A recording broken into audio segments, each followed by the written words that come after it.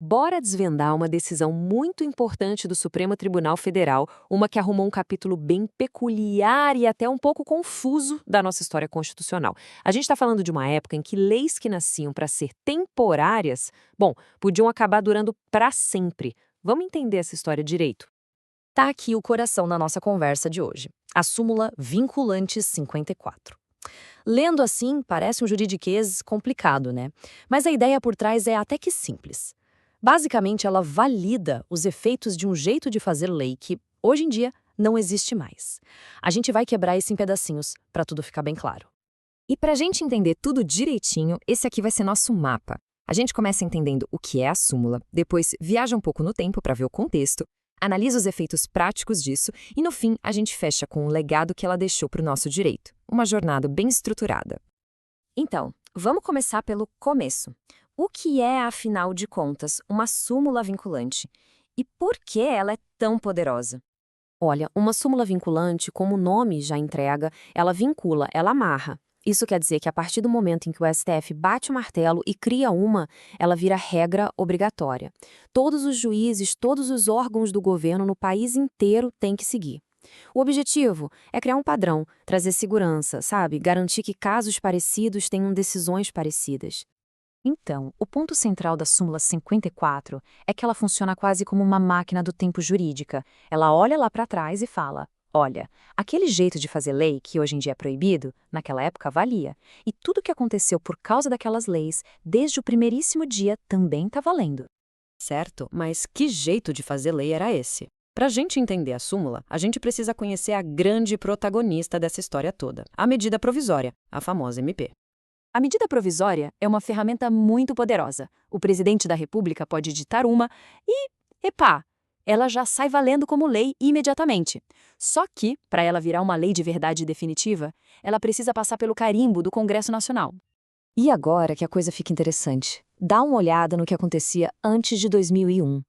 A MP valia por 30 dias.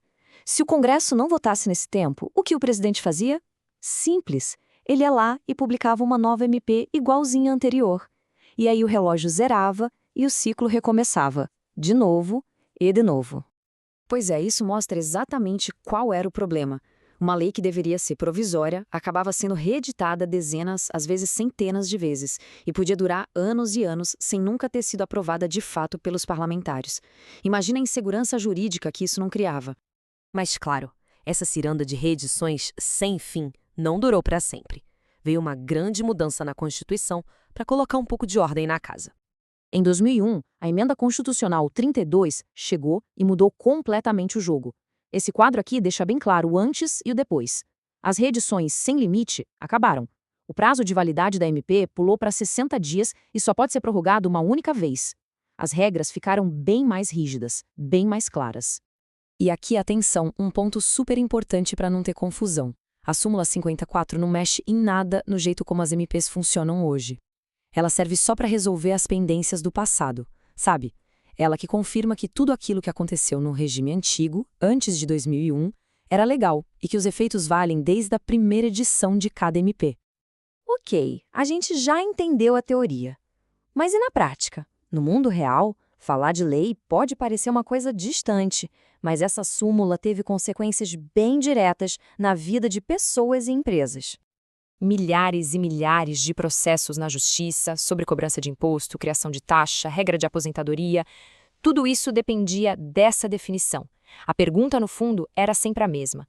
A partir de qual data aquela lei, criada por um MP, reeditada um monte de vezes, começou a valer de verdade? Vamos pegar um exemplo prático da área de impostos. Em 1999, uma MP aumentou a alíquota de um tributo bem importante, a CSLL. Essa MP foi reeditada várias vezes. E aí as empresas foram para a justiça questionar. Peraí, eu tenho que pagar o valor maior desde a primeira MP ou só depois que ela finalmente virou lei? A decisão do STF, que depois virou a súmula 54, foi clara, foi direta. Os efeitos valem desde o começo. Ou seja, o imposto mais alto já era devido desde o dia em que a primeira medida provisória foi publicada no Diário Oficial. O impacto financeiro disso foi gigantesco. E não parou por aí. Outro caso, a criação da taxa de saúde suplementar. De novo, a taxa foi criada por uma MP que foi reeditada e a discussão foi a mesmíssima. A cobrança podia começar a valer já no ano da primeira MP? E a resposta foi a mesma. Sim, a data que importa é a da MP original. A súmula estabeleceu um marco zero, um ponto de partida claro. Isso trouxe previsibilidade e segurança para o sistema de impostos, mesmo que fosse para resolver uma bagunça do passado. Mas o impacto não foi só em imposto, não. Olha só esse caso de aposentadoria. Um juiz classista dizia que tinha o direito de se aposentar seguindo regras mais antigas. O problema é que uma medida provisória, lá de 1996, mudou essas regras no meio do caminho. O STF entendeu que, como a sequência de reedições daquela MP nunca foi interrompida, a regra nova de aposentadoria já estava valendo. E por causa disso, o juiz não tinha mais o direito que ele estava pedindo. É um exemplo perfeito de como uma lei que era para ser provisória mudou de forma permanente o futuro de uma pessoa. Bom, chegando aqui no final da nossa análise, qual é a grande lição disso tudo? O que a súmula vinculante 54 nos deixa como um legado?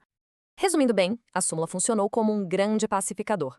Ela garantiu que todas as relações sociais, de impostos, de previdência, que foram construídas durante essa era das reedições, não fossem simplesmente desfeitas. Ela definiu um ponto de partida claro, um marco zero, e com isso resolveu inúmeras disputas, trazendo segurança para um capítulo bem confuso da nossa história. Então, para não restar nenhuma dúvida, o Supremo colocou um ponto final nessa discussão. A mensagem é clara. Para aquelas MPs editadas antes da emenda de 2001, a lei começa a valer no dia em que o presidente a publicou pela primeira vez. Não importa quantas vezes ela foi reeditada depois. O que vale é o começo. E isso tudo nos joga de volta para uma reflexão final, uma pergunta que é fundamental em qualquer democracia. Até onde vai o poder de legislar? É um equilíbrio muito delicado entre a necessidade de agilidade do governo, do executivo, e o processo correto, pensado, discutido lá no Congresso. Um debate que, pode apostar, continua mais atual do que nunca.